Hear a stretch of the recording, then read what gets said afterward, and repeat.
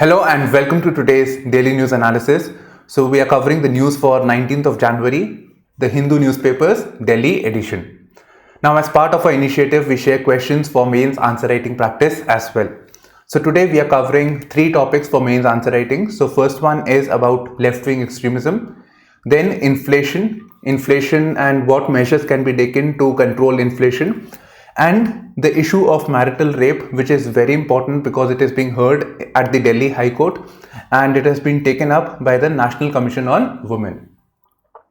Right, so these are the three topics that I'll be covering for answer writing practice. Okay, now coming to the first news. So this is about a petition in the Supreme Court on the issue of hunger. So basically, because of this pandemic that has taken place, a lot of people have lost their jobs. Right, a lot of people had lost their jobs. There was also a migration crisis that had taken place. So somebody filed a petition that center needs to do something about the issue of hunger. A lot of people were affected. They did not have the food. So maybe people died also because of hunger in recent times. Right? So in this case, the the center has replied to the Supreme Court that nobody has died of hunger. That's quite strange actually. So nobody has died of hunger, and it has given data of 2015. So some survey of 2015 that a lot of good things have taken place in addressing the malnutrition in the country. Now this basically reflects that the government does not have data on 2020 or 21, which is quite problematic to be honest.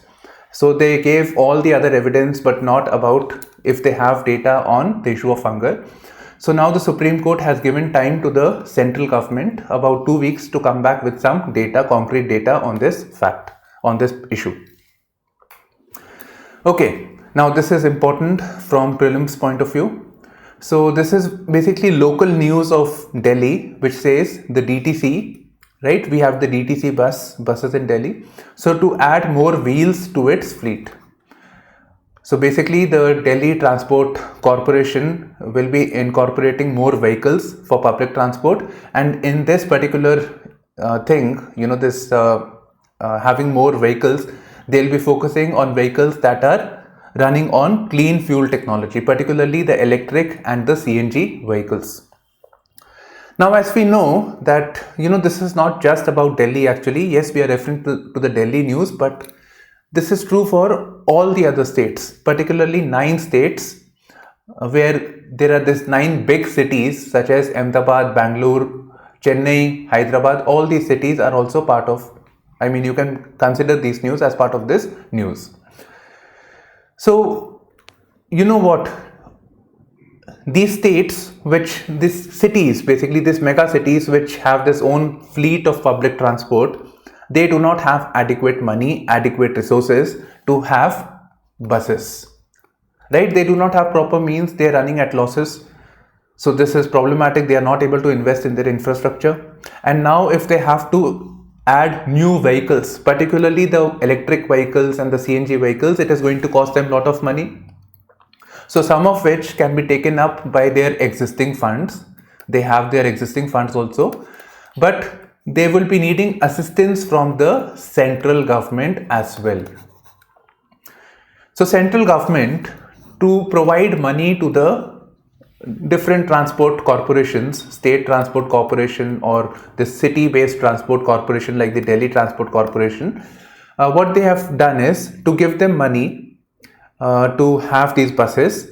They have come up with a competition known as the Grand Challenge Scheme. So this is an idea of the Niti Aayog. They say, you want money, you want the buses, fine, we will give you, we will sanction that money, but provided you meet certain conditions of ours.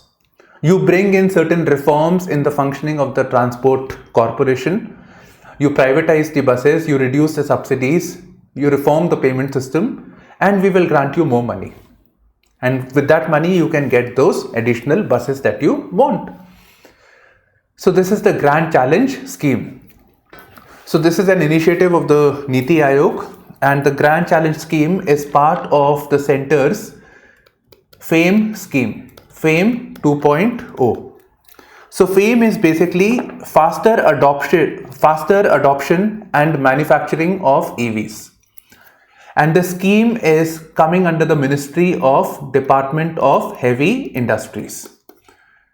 So under the scheme, there is a public sector company, not really a public sector company, a company that is controlled by the Ministry of Power. They will be acquiring buses and they will be giving it to the state transport corporations. Right? So this is the Grand Challenge scheme, and this scheme is part of the FAME initiative of the center, which in turn is coming under the Department of Heavy Industries. This you have to keep in mind for your prelims examination. Now, one more important interesting concept over here is that these initiatives like the Grand Challenge scheme this is an example of competitive federalism. Competitive federalism, because the states or the cities are required to compete. They are required to give the best offer to the center, best proposal to the center, and on that basis the center will allocate resources. So this is an example of competitive federalism, which you will study in your Polity GS2. Okay, yeah, this is about the FAME scheme that I was telling you about. Okay, sadly, there was this accident that took place in a ship, Indian naval ship known as INS Ranvir, right? And in this, 3 Navy personnel lost their lives. They were killed. Basically, there was an explosion that took place. Now, from the exam point of view, we need to know what is this INS Ranvir. This is very clear. This is referring to the Indian naval ship. So there is this class of ship known as Ranvir. This is the name of the ship. This ship is basically a destroyer class ship. It is a destroyer class ship. It is not a submarine, right? It is not an anti-submarine ship also. Those anti-submarine ships are known as corvette. So this is a normal ship. This is a destroyer ship which fights against other ships. And this is coming under the class known as Rajput class destroyer, in which there are 5 other ships. So there are 5 other ships of this type, and these are basically Rajput class, and within that there is one ship known as INS Ranvir. So this basic idea you need to have. Now, very important, every year UPSC is asking us questions, not every year, every alternate year to be honest, they are asking questions on this theme of left-wing extremism. So recently what happened, just telling you about the news. So what happened was yesterday or day before yesterday, along the border of Chhattisgarh and Telangana, right? Along the border, there was a forest area. So the Telangana special force to deal with the Maoist left-wing extremists and the Chhattisgarh force, they came from 2 directions and they attacked the Maoist. They cornered the Maoist and they engaged in gun battle over there, right? So in that, as a result of this, certain militants were killed in this process. So this special force of Telangana is known as Greyhounds, which is very, very, famous. Andhra Pradesh and Telangana's Greyhound is very popular. So you need to know about this. In fact, if you are studying about the left-wing extremism in your GS3 paper, then also you will be referring to Greyhounds. Okay, so they engaged in this battle at the Telangana-Chhattisgarh border. Now, this is not adequate enough.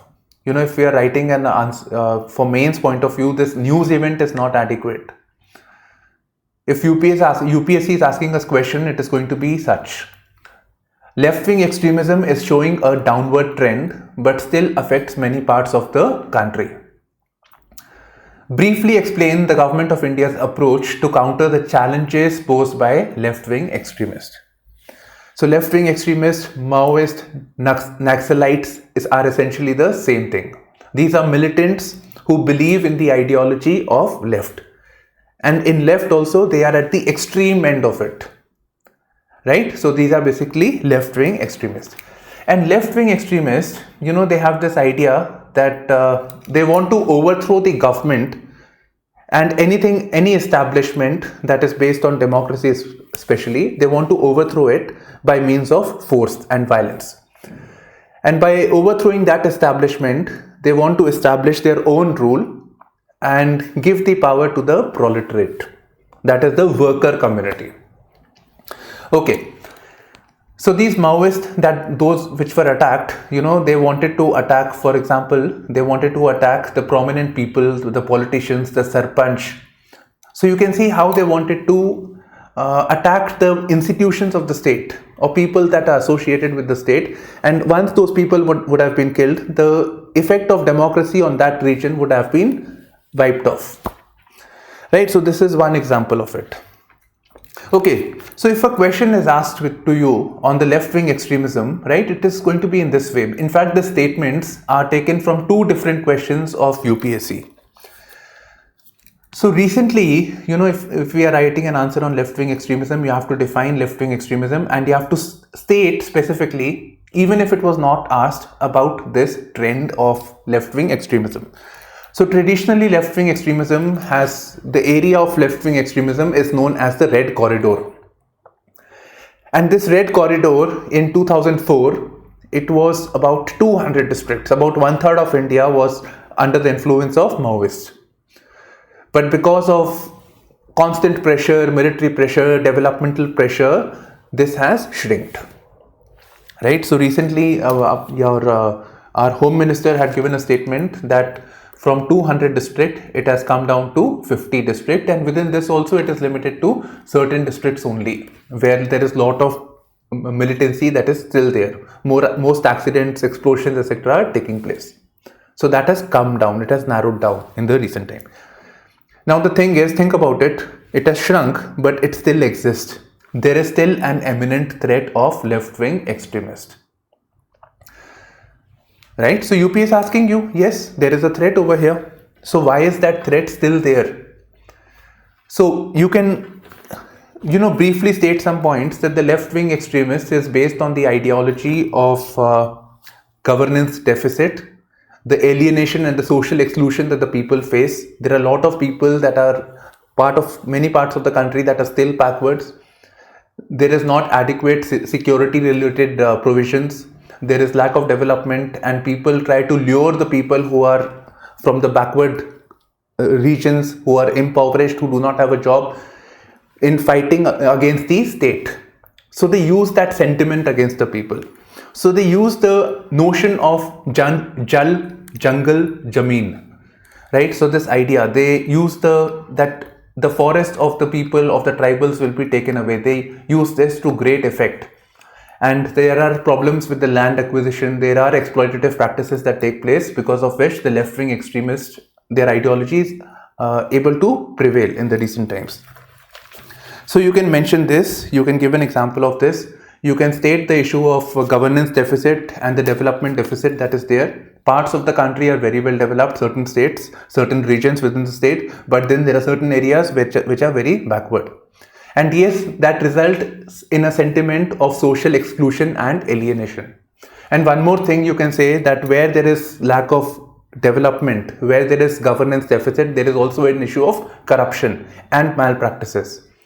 So under such conditions, the left-wing extremist, in fact extremist ideology prevails. It thrives. Now in this reference, we can know about the approach of the government by broadly two initiatives. So one is the Samadhan initiative, Samadhan, solution, and other is, which is more clear actually, that is the National Policy and Action Plan 2015. National Policy and Action Plan 2015, which states three broad ways of tackling left-wing extremism. So one is security related measures. So enhancing the capacity of the state police force, increasing the presence of the CRPF, Central Paramilitary Forces. So increasing their pressure by military means, putting pressure on the left wing, neutralizing the militants. So this is one thing. Then the second is focusing on development. So development related initiatives, and then rights and entitlement based approach. Right, for development we have the aspirational district scheme. So especially those districts which are very, very backwards, The government is trying to make them into aspirational districts. They are focusing on better infra and capability of those particular areas, right? And likewise, schemes like Narega, government schemes for the poorer people, Narega, then schemes for the extremely impoverished people. So such schemes need to be inculcated so that we are able to address the issue of left-wing extremists, right? So rights and entitlements based approach. So these are the things that you can list down for your answer writing. Now, next comes, this is an editorial titled as Inflation Conundrum. So basically what is happening is, the center has, we all know inflation is increasing at a very fast rate. So at present, the inflation is at 5.6%. If we factor in the food prices and other things, it will be much more. Okay, so inflation is at 5.6%, and RBI has said that the ideal inflation rate is around 4% plus minus 2%. So very soon, it is quite likely that we will breach this mark of 6%, 4 plus minus 2%. So this is problematic. Okay, so this is problematic. Now, on one hand, we have the problem of, I don't have space to write actually. So on one hand, we have in a country the problem of high inflation rate. The inflation has been increasing at a very high rate. And on the other end, the industrial output or the industrial activity is not increasing. So the industrial output is coming down, or it's not increasing at the speed it should be. After the pandemic, when industrial activity was not taking place, so it should go at a much faster pace, but it is not. It is just 1.4% growth. That is not adequate enough. Now, unless the output increases, economic activity increases, jobs will not increase. So there will be more pressure on the population, and inflation is also increasing, prices also increasing, right? So this is a problem. And the main factor for inflation is the issue of demand and supply mismatch. So when there is more demand but less supply, then there is inflation. Now when the industrial activity was not taking place, so supply has been affected because of that, because of the lockdown or whatever. Supply is affected, but there is more demand for that product, so inflation is peaking. So one is this, and the other thing is money supply. When there is too much money chasing too few products, that also leads to inflation. So to deal with inflation,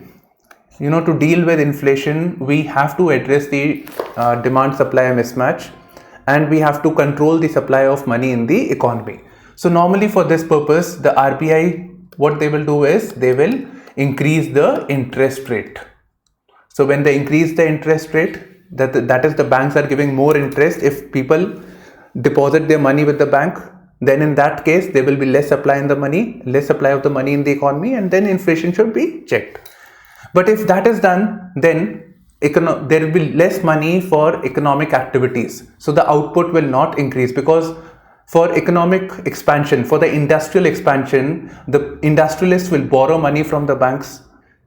But if the rates are increased, then the cost of raising capital or cost of raising finance also becomes more expensive. So there is less incentive, or less economic growth will take place as a result of this. So this is a problem that the center has to deal with, be it RBI or the government. Okay. Now with reference to inflation, there are few other points that you can keep in mind. So one is, one is the issue of supply. The other is with the too much money in the economy, and the RBI is unwilling to lower the interest rate. That is one issue. Then we have high tax rates, particularly with reference to the GST, particularly with the reference to high taxes on the fuel. So this is problematic. Then we have increase in the cost of raw material. Very recently there was this issue of increase in the prices of cotton. So price of cotton is increasing. That is the wholesale price index. The wholesale price, that is cotton, is increasing, and ultimately the people will be burdened with this cost. Industry is buying at a high price, and they will transfer this cost to the consumer at the end of it. So raw material prices. So cost of cotton had increased, cost of oil had increased, cost of fuel is increasing, cost of rubber was increasing. So these are certain other issues. So in the longer run, actually the inflation problem is going to increase because industry bought things at a higher price. So WPI was high, and now this will be transferred to the consumer price index. So again, that inflation of 5.6% that you see, it is CPI. So till now, the effect of the raw material cost has not been transferred to the consumer. So this will further increase. So the gap between the WPI and CPI doesn't bode well for price stability. Right. So these are other problems that we face today. So for the government to deal with the issue of the inflation, right? To deal with the problem of inflation, what measures can be taken? On the front of monetary policy, the supply of money has to be checked. It has the credit excess money that is there, that needs to be squeezed out, and on the other hand, the demand supply mismatch, that has to be corrected, and there is a need to rationalize the tax structure that we are in actually. So the taxes on the fuel, the taxes on the industry, certain these parameters have to be taken into account so that the burden of ultimately the tax is a burden that the consumer itself is paying. So that tax is part of the inflation, or the tax is leading to the high prices. So that needs to be taken into account. Okay, now brief news. There's this new update on the COVID-19. I think you know this already. One is that positivity rate is declining. Right, and the center has come up with this new guidelines known as the clinical guidance for management of adult COVID-19 patients. So in this it says that if people have cough for more than 2-3 weeks, which includes me unfortunately, so such people should get themselves tested for TB as well. Right, so this is one thing. Then other thing is that people in our country have a tendency to have this more advanced medicines, more advanced injections also. So something like anti-inflammatory or immunomodulatory therapy known as the steroids. So such line of treatment should be avoided because this may lead to secondary infections such as invasive mucormycosis. Right, so such things need to be checked into account. Furthermore, the center has focused upon the significance of testing. So with testing, they have better idea about the hotspots, and they can deal appropriately by contact tracing, quarantining, isolation, and follow-up. So these are certain things that needs to be taken into account. Okay, so now we have marital rape, very, very important, and here is the question.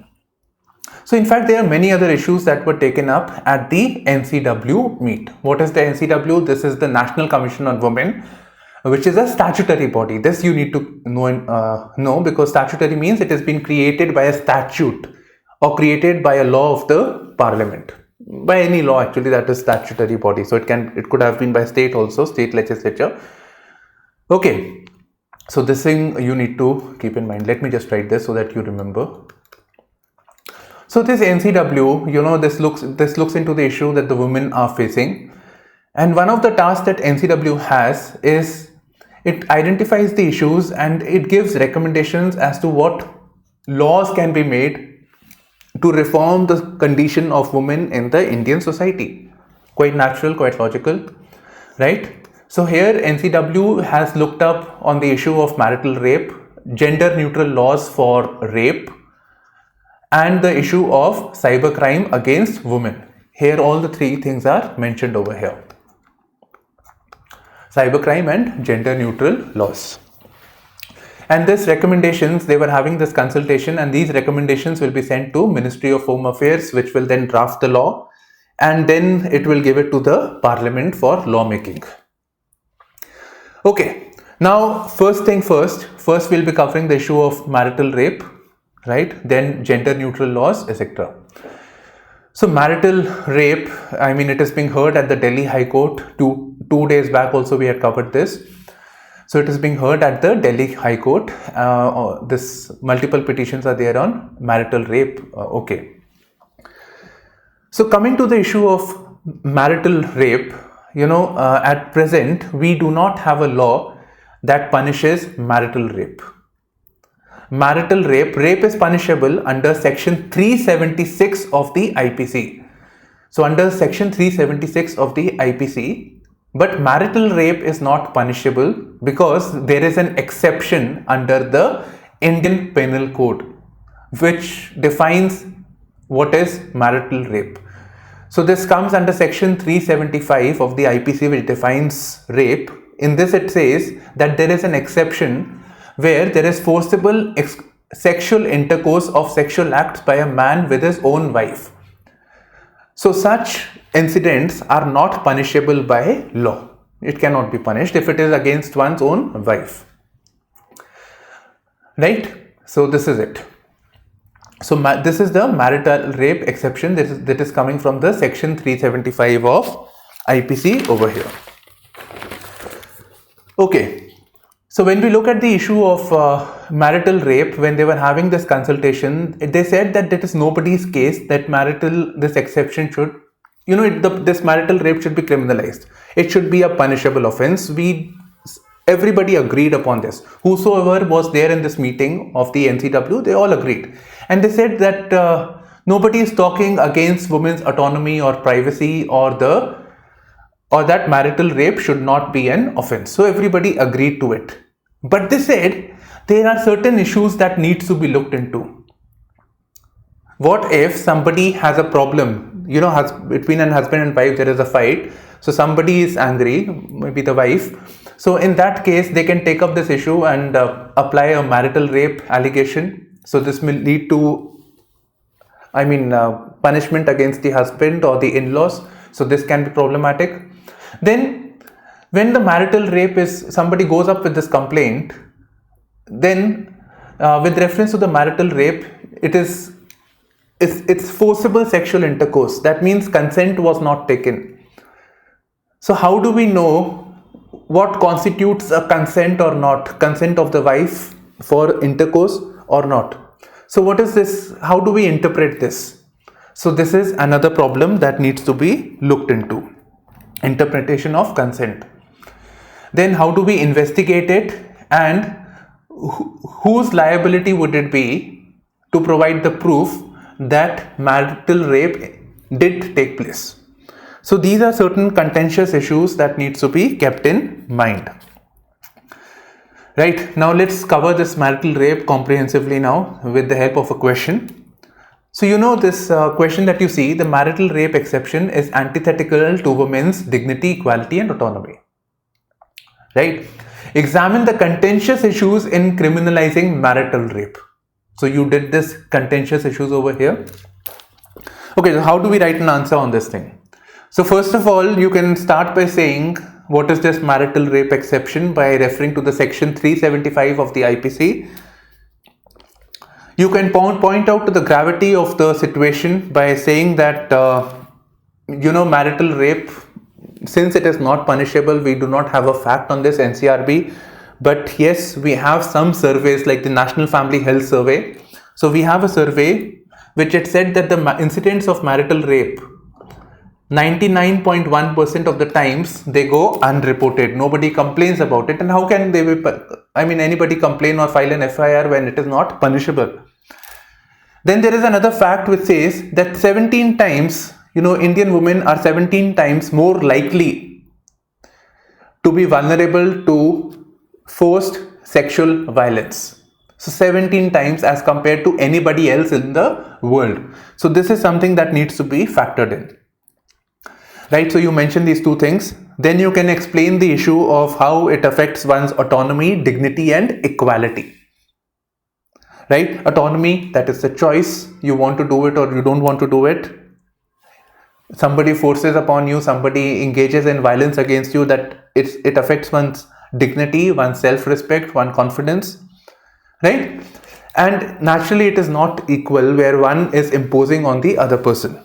So you can explain this issue over here. Then you can bring out some contentious issues. You can list down some contentious issues as they mentioned over here. And then you can give out some recommendations as to the Justice Verma committee, which has recommended that marital rape should be criminalized. Right.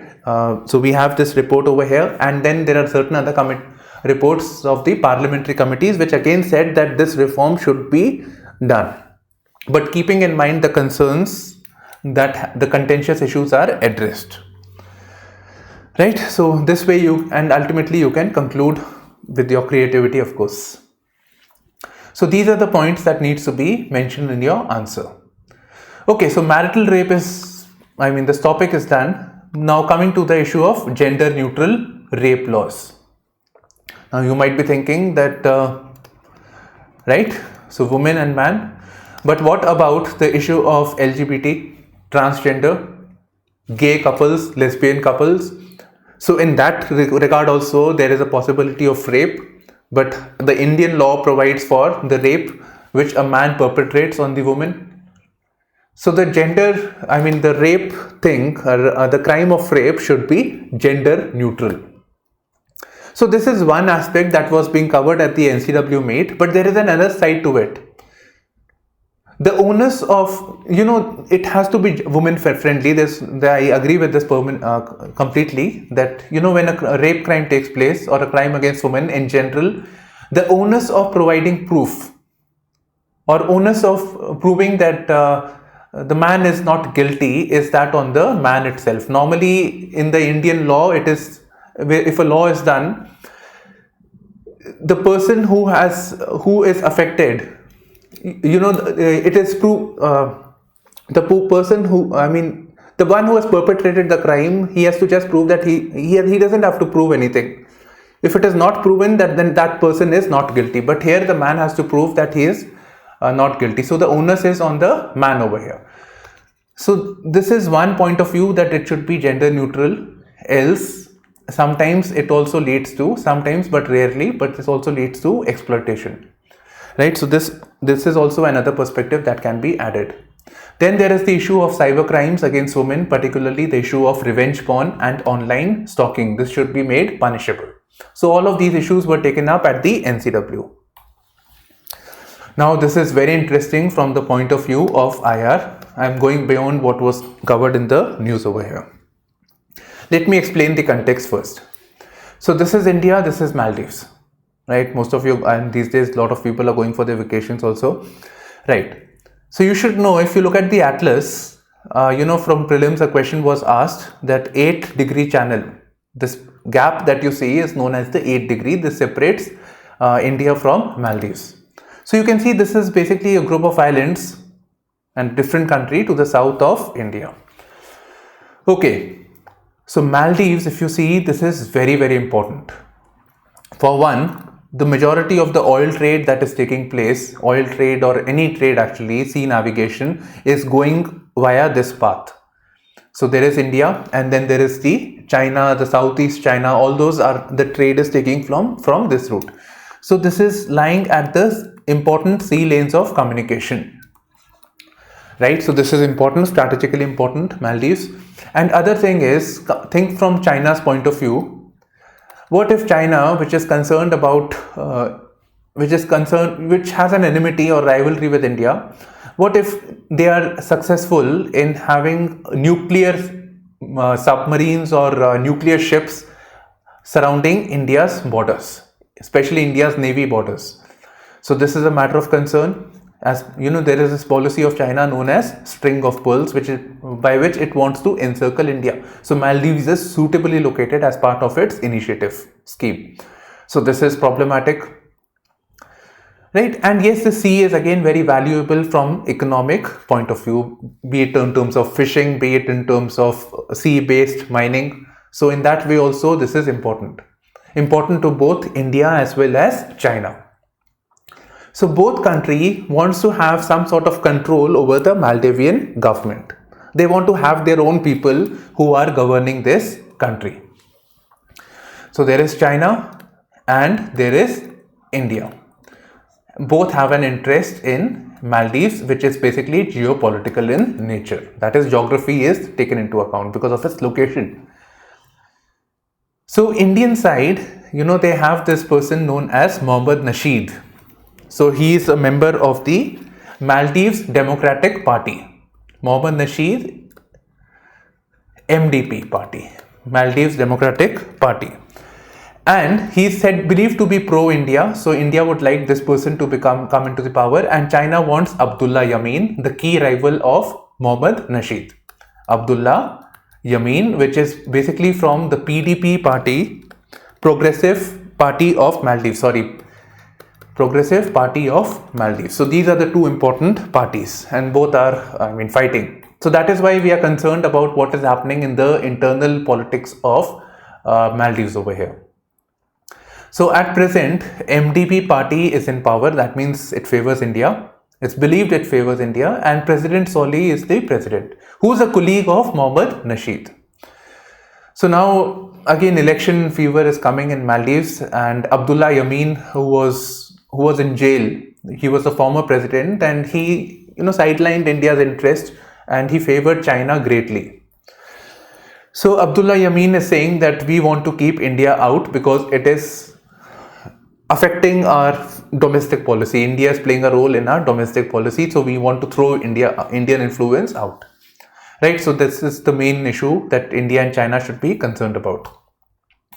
Now in this reference, because of this China, Maldives took a lot of money from China. So they have a debt of about 500 million, and it is a debt that means Maldives ultimately has to pay this money to China. And China has a form of diplomacy known as debt trap diplomacy, meaning they keep giving money consistently as a debt. They give money very easily to the countries, and ultimately they ask back that you have to give the money back to us. Now Maldives, they know they will not be in a position. Sri Lanka is one such example. So they know. Then they say that, you know what, this land is very valuable. You give it to us. We will waive off some money that you have borrowed from us. Then they will ask for more concessions, and they will say, why don't you give us permission to have a naval base, because a lot of our ships are passing through this region. So likewise, they keep seeking benefits from the other country, and in this case, it is a matter of grave concern for India. So former President Mohammad Nasheed says that we need to deal with this issue of 500 million debt. We have to give back this money. And furthermore, he has said that there are concerns about climate change. It's an island country. So with climate change, there is going to be more seawater. And because of seawater, the islands are going to be submerged. So this is a cause of concern for Maldives, for any island part of the island-based country, basically. So now what India can do in this regard? So we have this 500 million debt. What India can do is, what India does is, India doesn't give debt money, it gives grants. So grant is like a gift that you give. So no, you don't ask back, I gave you this money, now you return this money. That is not there. So India should use this as an opportunity to give more grants to Maldives. So this is something which India can do in its approach. Now coming to Maldives, where I said that, their land is getting submerged because of the seawater, climate change. Indonesia is facing one such issue. So Indonesia's capital, Jakarta, they now want to relocate because of this, rise in the sea level because of climate change, and they are shifting it to Borneo. This is again Indonesia. So from Java to Borneo, and this capital will be called as Nusantara. I hope that I get the pronunciation right. So Nusantara, which will be in the jungles of Borneo. Okay, now see, the map of Indonesia is very difficult, and you need to keep in mind. So you need to keep in mind the important seas, right? Important islands of this region. And something that is not mentioned in this particular map, see the sea between two land masses. This is known as a strait. So you need to know about the strait. In fact, this strait is known as the Strait of Malacca, which is very, very important. So such things have to be kept in mind when you're preparing. Oil rises past 7-year high on supply fears. Okay, so you know what? We all know that we are paying a very heavy price whenever we are going for a drive. Oil is very, very expensive, petrol and diesel. And oil prices are governed by, because we do not have oil in a country, so primarily we are importing it. So at present, the crude oil, which is ultimately refined into petrol and diesel. It is at 87 barrels, $87 per barrel, which is very expensive. So even when it was $50 per barrel, $60 per barrel, we were still paying very high price, and now it is at 87. So it is increasing. And furthermore, if you remember recently, there was a drone attack. Certain tankers of UAE were attacked, oil tankers. So they were supplying oil to India, Pakistan, etc. So the assets, oil-based assets, certain ships were taken up. They were seized by a militant group of Yemen known as the Houthi. That was there in yesterday's news. So with this attack on oil, the oil that was there, the supply of oil to India and other countries would be disrupted. So there is less supply of oil. So less supply means the prices will increase. So we are expecting the prices of oil to increase. Now with reference to oil, whenever we are talking about oil, there are few countries that have access to oil. And these countries have formed a cartel. They formed a cartel or a group. So they have this common interest that they want to export oil first of all, and they want to keep the prices of oil stable, and particularly they want the prices of the oil to be high, because then countries like India, which are importing oil, which are taking oil from these countries, they give them good money, right? So their economy is oil based basically. So they want this price stability and they want the prices to be high. So to regulate the prices, there is this organization known as Organization of the Petroleum Exporting Countries, which is headquartered in Vienna. This you have to keep in mind, because you will think that Saudi Arabia is the biggest supplier of oil, but it is headquartered where? It is in Vienna in Austria. This you have to keep in mind. Furthermore, there is a very important country that is not mentioned, which is not part of the OPEC. So this is Russia. Russia is a major supplier of oil to it has massive resources, but it is not part of OPEC. This you have to keep in mind again. Okay, now I am giving you some thinking exercise. What measures can the government take, with the increasing oil prices, with the increase in the crude prices? What measures can the Indian government take to keep the prices of oil under control? This is a thinking exercise that I want to share. I've shared so many questions with you, but unless you start thinking, you'll not learn. So this is a question, and do try to think, and you can write down in the comment section or in my Telegram channel. So right then, so this is all we have in today's newspaper analysis with mains answer writing. So thank you for streaming in. Bye bye, take care, and all the best.